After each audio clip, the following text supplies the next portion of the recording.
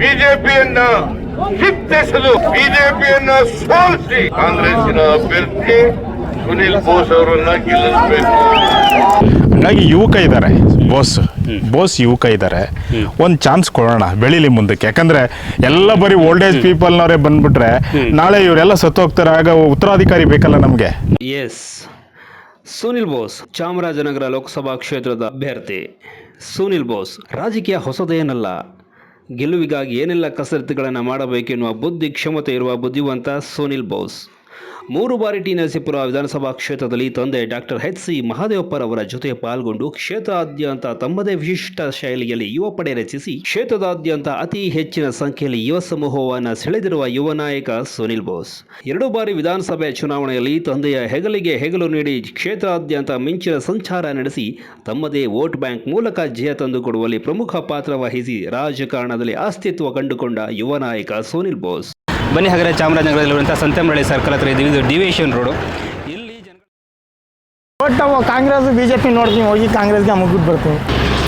ನಮ್ಮ ಸರ್ಕಲ್ಲಿ ಈಗ ನಾವು ಹೇಳೋದು ಕಾಂಗ್ರೆಸ್ಸೇ ಅಂತ.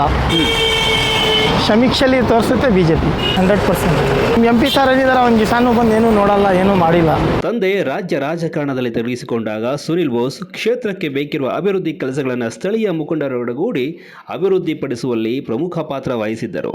ಕ್ಷೇತ್ರಾದ್ಯಂತ ತಂದೆಗಿಂತ ಹೆಚ್ಚಿನ ಅಭಿಮಾನಿಗಳು ಹಾಗೂ ಕಾರ್ಯಕರ್ತರು ಮತ್ತು ಮುಖಂಡರ ಪಡೆ ಹೊಂದಿರುವ ಯುವ ನಾಯಕ ಎಂದರೆ ತಪ್ಪಿಲ್ಲ. ಕಳೆದ 3 ವಿಧಾನಸಭಾ ಚುನಾವಣೆಯಲ್ಲಿ ನಂಜನಗೂಡು ಮತ್ತು ಟಿ ನರಸೀಪುರ ಕ್ಷೇತ್ರದಲ್ಲಿ ಸ್ಪರ್ಧಿಸಲು ಟಿಕೆಟ್ ನೀಡುವಂತೆ ಒತ್ತಾಯನೂ ಕೂಡ ಮಾಡಲಾಗಿತ್ತು. ಇನ್ನು ಟಿಕೆಟ್ ಸಿಗದಿದ್ದ ಸಂದರ್ಭದಲ್ಲಿ ನಿರಾಶೆಯಾಗದೆ ತಂದೆಯವರ ಜೊತೆಗೂಡಿ ಕ್ಷೇತ್ರದ ಹಾಗೂ ಜನತೆಯ ಅಭಿವೃದ್ಧಿಗೆ ಕೈ ಜೋಡಿಸಿ ಪಕ್ಷವನ್ನು ಕಟ್ಟುವ ಕೆಲಸಕ್ಕೆ ನಿರತರಾಗಿದ್ದರು. ಒಟ್ಟಲ್ಲಿ ಇಲ್ಲಿ ಕಾಂಗ್ರೆಸ್ ಪವರ್ ಜಾಸ್ತಿ, ಬಟ್ ಪ್ರೆಷರ್ ಇರೋದು ಕಾಂಗ್ರೆಸ್ದು. ಮೊನ್ನೆ ನಾವು ಎಲೆಕ್ಷನ್ ಈ ಮೂಮೆಂಟಲ್ಲಿ ನೋಡಿದಾಗ ಜನ ಅತಿಯಾಗಿ ಸೇರಿದ್ದು ಕಾಂಗ್ರೆಸ್ಗೆ.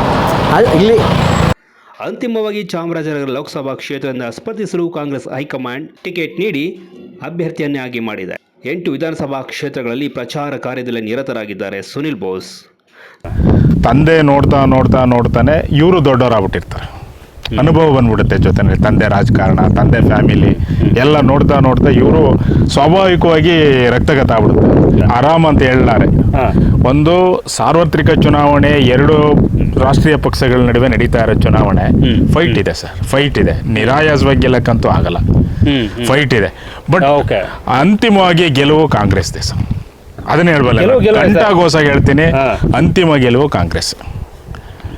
ಚಾಮರಾಜನಗರ ಲೋಕಸಭಾ ಕ್ಷೇತ್ರಕ್ಕೆ 8 ವಿಧಾನಸಭಾ ಕ್ಷೇತ್ರಗಳು ಒಳಪಟ್ಟಿದ್ದು, ಅದರಲ್ಲಿ 7 ವಿಧಾನಸಭಾ ಕ್ಷೇತ್ರಗಳು ಕಾಂಗ್ರೆಸ್ ಅಭ್ಯರ್ಥಿಗಳು ಗೆದ್ದಿರುವುದು ಸುನಿಲ್ ಬೋಸ್ ಗೆಲುವಿಗೆ ಸಹಕಾರಿಯಾಗಬಹುದೇನೋ. ಅಲ್ಲದೆ ಚಾಮರಾಜನಗರ ಲೋಕಸಭಾ ಕ್ಷೇತ್ರ ಕಾಂಗ್ರೆಸ್ನ ಭದ್ರಕೋಟೆಯಾಗಿದ್ದು ಸುನಿಲ್ ಬೋಸ್ ಗೆಲುವಿಗೆ ಇದು ಕೂಡ ಸಹಕಾರಿಯಾಗಬಹುದು. ಹೌದು, ಕಳೆದ 17 ವರ್ಷಗಳಿಂದ ರಾಜಕಾರಣದಲ್ಲಿ ಸಕ್ರಿಯವಾಗಿ ಪಾಲ್ಗೊಂಡಿದ್ದಾರೆ ಸುನಿಲ್ ಬೋಸ್.